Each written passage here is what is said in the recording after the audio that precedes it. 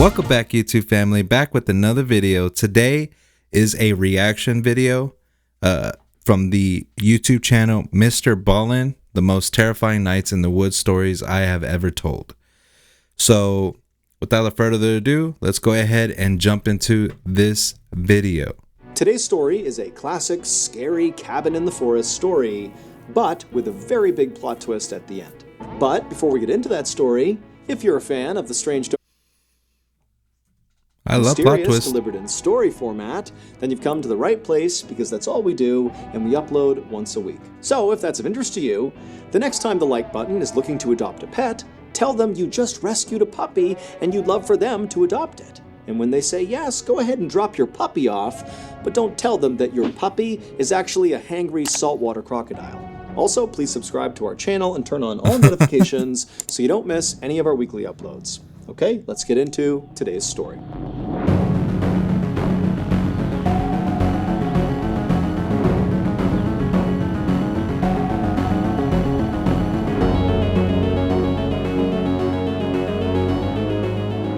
On the night of October 17th, 2019, a 47-year-old woman named Ada Quintal stepped out of her family's cabin in rural Michigan to take her dog for a walk and have a smoke. It was very late, it was about 1:30 in the morning. Now, this cabin where she was staying was very isolated. It was about a half-mile away from any neighbors, but Ada actually enjoyed the solitude. You know, she was surrounded on all sides by forest and swamps, and the wilderness actually made Ada feel a lot safer. Not in the Appalachian Mountains. I hear that's the what's the term? I saw this on TikTok recently. If you think you heard a sound, no you didn't. If you think you saw something, no you didn't. So I hear that the those mountains over there on the east, I hear that they're pretty creepy, but yeah, let's go ahead and continue. Than when she was back home in the densely populated Detroit area where she lived full-time. And this was because just a few months earlier, when she had been back home in Detroit, she had been the victim of an unprovoked attack. She had been out in the city around all these people in broad daylight, and this guy came up to her and just jumped her, broke her nose, gave her a concussion, and then ran off. But the scariest part of this attack was not the fact that she had been brutalized. It was that this guy did not appear to have any reason to attack her. He didn't know Ada, and Ada had not been robbed or anything. It was like he just randomly identified her and attacked her. And the guy had never been caught. And so this ordeal had had such a profound impact on Ada that it really began to affect her health, both mentally and physically. She started to just kind of decline. And on top of that, she had been laid off from her engineering job. And so now she was unemployed and seriously depressed. And so recently, when Ada's uncle had called her and offered to pay her to come out and live in this 2-story family cabin and fix it up for the winter, Ada had jumped at the chance. I mean, not only would this solve her unemployment. I mean, come on now. Living in the woods, in a cabin, getting paid to live there and fix it up. I mean, come on now. That seems like the perfect situation. But also, she loved this cabin. It had been in her family for 75 years, and some of her fondest childhood memories were in this cabin. And so she looked at this as a chance to kind of get away from the city and just be in her happy place and kind of reset and recover from the trauma of the attack. And so for the past week, Ada and her boyfriend had been staying in this cabin and doing small repairs and cleaning it up. But 2 days earlier, her boyfriend had had to leave and go back to the city where they were actually fixing up another property, a condo. And so now it was just Ada and her dog. But that was totally fine with Ada. She liked being out here by herself, so this was no big deal. But tonight, she was feeling frustrated because she couldn't sleep. About an hour earlier, she had taken a pill to help her sleep, but so far it hadn't worked, and so she was feeling kind of wired and anxious. And so she had decided to go on a walk with her dog in hopes that that would clear her mind and allow her to finally get some rest. Now, these roads that surrounded this cabin were kind of small and zigzaggy, and there weren't any street lights. I mean, this is not exactly a good place to go for a nighttime walk. But Ada knew this place like the back of her hand, and she also carried a 9mm pistol in her pocket, just for protection. And so after walking for a few minutes down one of these dark winding roads, Ada's dog stopped to relieve himself on a bush. So as the dog was going to the bathroom, Ada just casually smoked and waited. But at some point, the dog just stopped going to the bathroom, turned slightly, and began growling, and its ears perked up, and it was looking off into the darkness right ahead of them. And so Ada instinctively took her flashlight and raised it up and aimed it in the direction her dog was looking. And right away, the cone of light illuminated these two eyes looking right back at Ada. And immediately Ada knew what she was staring at. It was a mountain lion. And so, doing her best to stay calm, Ada slowly reached into her pocket to pull out her gun, but before pulling it out, the two eyes blinked shut, and then she heard it kind of turn and run off into the forest. It was gone.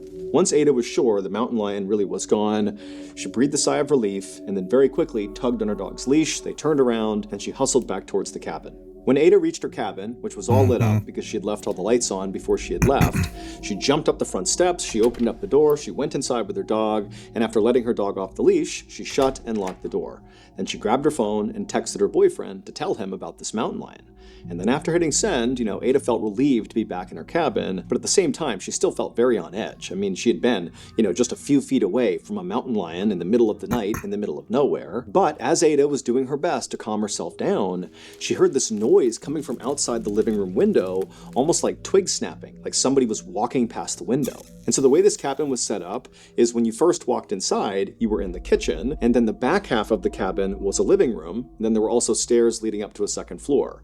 But from in the kitchen, you had a clear line of sight into the living room and vice versa. It was kind of like one big room with two functions. And so from where Ada was standing in the kitchen, she could clearly see the window in the living room where this noise had kind of come through. But because the inside of the cabin was all lit up and the outside was dark, from her perspective, all she could see was a reflection on that window. So to look outside that window to see what had made that noise, she would need to get right up next to the window. And so feeling pretty nervous at this point, she walked across the cabin, she made her way towards this window, and then she pressed her face right up against the glass to look outside. But all she saw outside was just darkness. I mean, there was nothing out there. And so Ada stepped back from the window and started to wonder if maybe the sound she had just heard was maybe that mountain lion. Maybe it followed her back here. That was terrifying, but at least she was inside.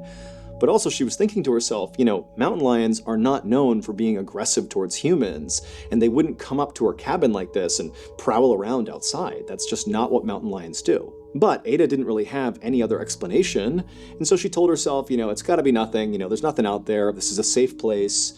And so she kind of forgot about the noise, and she took off her coat and put her stuff down, and then she sat down on the couch in the living room, turned on the TV, and tried to relax. But only about 20 minutes later, when Ada had finally relaxed and was even thinking about getting into her bed and going to sleep, she heard another noise coming from that same window in the living room. And this time, when she looked up and looked out that window, despite the reflections inside the cabin, she could clearly tell there was something moving outside of her cabin. And it was definitely not a mountain lion. It looked like a man. And so Ada had to stifle a scream, and then instinctively she lunged for her gun on the coffee table and then darted behind the couch and crouched down to make sure whoever was out there couldn't see her. And then, with gun in hand, she began calling out to the person out there that, hey, I'm armed. If you come in here, I'm going to shoot you. But it was just silence. And then Ada strained her ears to try to hear any sound that would give away where this person went. Were they still outside that window? Had they moved somewhere else? Where's the dog? If the dog is next to her, he'll probably start freaking out because he senses another presence. So he'd be going crazy barking. So maybe that's just something that they forgot to put in the story, but that's just a question right off the bat from what's been already said. But let's continue. All she could hear was the sound of the wind whipping outside and an owl hooting off in the distance. But then, right as Ada was starting to wonder, did I really see somebody out there? Is this all in my head? That's when she heard the distinct sound of footsteps on her front porch. And so again, Ada had to stifle a scream, and she darted to the other side of the couch, preventing the person from the front of the house to seeing her now. Then she grabbed her phone and she was dialing 911, and she was about to hit call when she stopped herself. And she began to wonder, am I just totally overreacting here? I don't know if there's somebody out there. I could be hearing things. Or maybe it's just like an animal or something. And also, deep down, Ada knew that ever since that attack in Detroit that summer, that basically everything scared her.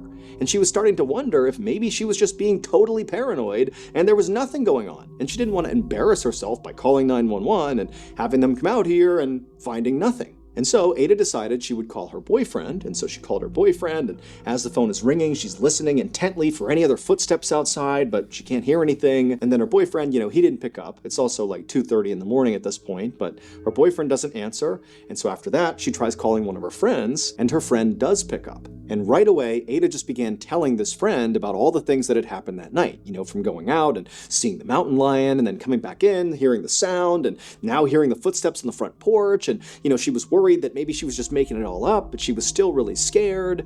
And even though Ada was trying to be composed as she was telling her friend, her voice began to crack, and she began to cry because she really was scared. And the friend just said, "Look, I'm going to call the police on your behalf. It seems like it's worth having them come out just to make sure you're really okay. Give me the address and I'll tell them where to go." And so Ada would give her friend the address, but she told the friend, "Thank you, but do not call right now. Just please stay on the phone for a minute and let me just do a quick investigation. Let me look out the windows, and just really make sure that this is nothing before you call the police." And so the friend said, "Okay, look around, but then I'm calling the police." And so with her phone and her gun in hand, Ada very carefully crept out from behind the couch, keeping a low profile, staying below the sight line of all the windows. And she crept from the living room into the kitchen towards the front of the house, and she walked over to the sink, and she very slowly raised her head until she could just barely peek through the window right above the sink that overlooked the front porch. Because remember, that was the last place she had heard sounds, from the front porch. And so she very carefully peeks and looks out the window, and there's nothing there. Nobody's on the porch. It's just empty, dark forest. She's safe. Ada let out a relieved half cry, half laugh, and then stood all the way up and felt totally ridiculous because clearly she had just imagined, all these people wandering around the outside of her house. And so she was about to tell her friend that, "Hey, sorry, there is no issue here, don't call the police." But before she could get the words out, Ada happened to turn around and was looking back towards the living room, and she froze. Because there, in that same window she had heard those sounds coming from in the living room, was now the silhouettes of two men, clear as day, just looking in the window right at Ada. And so acting purely on instinct, Ada just raised her gun and aimed it at these two men, and to her horror, the two men also raised guns and aimed them right back at Ada. And so Ada just started firing her gun at the window, and these men began shooting back at her, and right before Ada leapt to the ground, she was pretty sure she hit one of the men in the head with one of her rounds, and so she lands on the ground. It's absolute pandemonium at this point, and her friend, who's still on the phone, is screaming like, "What's going on? What's going on?" And all Ada could think to do was yell out, "There's two men, they're shooting at me, I think I shot one of them." And the friend is screaming, "I'm gonna call the police." And then the line goes dead, and Ada, who's crouched down behind the kitchen island at this point, she realizes all the shooting has stopped. It's now dead silent in the cabin. And so for a second, Ada was thinking to herself, maybe I managed to shoot both of them, and that's why it's quiet right now. But then another thought began to enter her head, that maybe she had only shot one of them, and the other survivor was moving into position to maybe ambush her. And so as she's running through what she's gonna do, she hears this horrible, loud thumping sound right above her in the second floor of the cabin. Now, Ada knew at this moment she should just get her dog and run. Because if this second shooter has survived and has now come into her cabin and is upstairs, that means the forest is now clear and she can make a run for it. But as she sat there by the island, still clutching her gun, in this beloved family cabin of hers, she began thinking about the fact that ever since that attack in Detroit over the summer, that had totally wrecked her life and made her scared of everything. And so as she heard the sound of whoever this was marching around in her second floor, she made a decision. She was going to stand her ground and fight. And so she took a deep breath, she stood up, and with gun in hand, she made her way to the stairs and began to go up.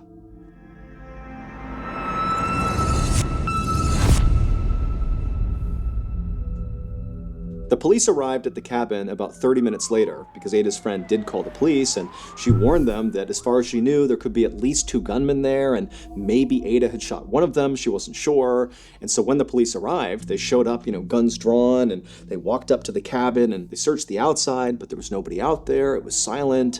And then when they made entry into the cabin, they saw clearly there had been a shootout. I mean, there were bullet holes all over the place, broken windows, but after searching the cabin top to bottom, they didn't find anybody. No Ada, no shooters. However, they did find Ada's terrified dog inside of the cabin, and the dog would be just fine. Now, once the cabin was secured of any threats, the police would do another comprehensive search looking for any evidence that would kind of tell them, where Ada or these shooters had gone. And during this secondary search, they would find Ada's shoes and her cell phone on the roof of the cabin, and they would also find her gun on the ground not far from the roof, suggesting maybe she had fallen off the roof or jumped from the roof, but they were kind of located roughly in the same area. And during this secondary search, they wouldn't find Ada or the gunman, but they would find Ada's cell phone and her shoes on the roof of the cabin, and they would also find Ada's gun on the ground not far from where her shoes and cell phone had been found. But that was it. Police immediately launched a massive search in the forest surrounding the cabin, but despite looking all over the place, they could not find any signs of Ada or her attackers. Police checked local hospitals to see if maybe the man that Ada had shot had shown up seeking medical attention, but as far as they could tell, he hadn't. And so pretty quickly, the police theorized that maybe there were no gunmen. Maybe what really happened here is Ada's boyfriend attacked her, and he was responsible for whatever happened to her. But when police checked on Ada's boyfriend, it would turn out he had a rock-solid alibi. He had been with Ada's adult son at the time Ada had gone missing, and Ada's own son said, yes, for sure, he was with me. He did not do this. But after that, the police thought, okay, well, maybe if Ada's boyfriend didn't do this, maybe he hired other people to hurt Ada. But there was no evidence of any strange financial transactions, and as far as they could tell when they did some digging, there was no strife in Ada and her boyfriend's relationship. So there was no clear reason why he would want to hurt her. And so that lead also kind of fell flat. Police would confirm that Ada was attacked that previous summer by this random guy in Detroit, and so for a little while they speculated that, maybe this guy, this attacker, who had never been caught, had maybe tracked Ada down to finish off the job. But that seemed so far-fetched and just unlikely that basically was shut down as well. And as the days passed, the evidence that was coming in only made the case more confusing. For example, there were all these bullets fired during this big shootout in the cabin, and when they examined the actual bullets they extracted from the walls and the floor and the ceiling, they were all from Ada's gun. However, outside and inside the cabin, they found all these different shell casings, suggesting that those bullets had been fired from different weapons, i.e., maybe the attacker's weapons. And so as the weeks passed by and Ada and her attackers were not found, people began to speculate that, maybe this was all an elaborate setup by Ada just so she could disappear. Or other people thought maybe she was abducted by aliens. I mean, there were lots of theories surrounding this, but basically nobody knew what happened. And then pretty soon, the case just went completely cold. That is, until December 21st, 2019, so about 2 months after Ada's disappearance. And on that day, Ada's family decided to drain a pond that was near that cabin in the woods. At this point, the family was so desperate for closure that they were prepared to do just about anything to find Ada and to figure out what happened to her. And so even though this pond had previously been searched by the police, they drained this pond, and sure enough, they find Ada. She was deceased, and her body was found about 300 yards away from the cabin, and she was covered in only about a foot of water. Now, initially, the speculation was, well, here you go. She must have been chased out of her cabin by these attackers, and she was shot and killed, and this is where she fell. But after a quick examination of her body, it was clear she had no bullet wounds on her anywhere. In fact, she didn't even have any bruises on her or any major scrapes or cuts or anything, so it didn't even seem like she had been in any sort of physical struggle at all before she died. In fact, unless she had drowned, it really just seemed totally unclear how she had died. It was not until the medical examiner did Ada's autopsy that all this baffling evidence began to make sense. It would turn out, in the wake of that horrible random attack that Ada had suffered over the summer, that Ada was actually doing far worse than she let on to her family and friends. She had basically begun to cope with her trauma and anxiety with substance abuse. And so on the night that she had died, she was likely feeling totally stressed out and anxious, and she couldn't sleep as a result. And so she had taken some Valium, which is a fairly strong sedative, and also some anti-anxiety medication, but after taking those pills, she still wasn't tired. And so that was when she decided to, go out for a walk with her dog, to clear her head, and have a smoke. But it was not cigarettes that she was smoking. She was smoking methamphetamine, known simply as meth. And meth is a very strong stimulant that people like because it makes them feel very strong and confident and alert, which for Ada was a powerful antidote to the helplessness she was feeling all the time from the attack she had suffered that summer. But one of the many downsides of meth is that it can make you extremely paranoid. And so during her walk that night, as she's smoking meth, she sees a mountain lion, which terrifies her. And then after the mountain lion trots off, it was like that jolt of adrenaline and fear from seeing the mountain lion didn't subside because of smoking meth. It was like the meth sent her into this paranoia overdrive that she couldn't escape from. And so when Ada went back inside of her cabin, she very likely did see people in her windows. But almost certainly it was just her own reflection. But again, she's in this meth-induced paranoid state. And so instead of realizing it was her own reflection, she thought it was like intruders coming to get her. And before long, she'd raised her gun and thought the people outside were raising their gun back at her. But again, it's just her reflection. And so when she was shooting, she was basically having a shootout with herself. And then as for, the strange noises she was hearing, like the footsteps on the second floor, very likely those were just natural sounds kind of happening outside. She's out in the middle of a forest. There's lots of noises that are totally natural at night. But again, she's in this paranoid state, and so she went upstairs to confront the person and then didn't see anybody. And then police theorized that she must have, climbed out onto the roof to hide from these attackers. And then at some point, for reasons unknown, she leapt from the roof or climbed down or something, leaving behind her cell phone and shoes on the roof. She left her gun on the ground. And then she ran off into the forest, where she ultimately collapsed, 300 yards away in a foot of water, where she died not from drowning, but from a combination of hypothermia and also a toxic combination of drugs in her system. And so in the end, the danger that Ada was trying to escape was in her own mind. Wow. Wow, well, that is pretty crazy story. Again, rest in peace, Ada. That is pretty crazy. Wow. Turns out that she was just paranoid, and it was a reaction of her mixing her medical pills with methamphetamine. Wow. So she was hallucinating, or not hallucinating, but just very on edge, I guess. Man, that sucks and sad. Very, very sad. That turned into a sad story. That's pretty crazy. Anyway, that's been it, guys. If you enjoyed this video, please make sure you drop a like, hit that subscribe button, hit that post notification button so that way you know whenever I drop a new video. But yeah, we'll see you guys in the next one. Peace.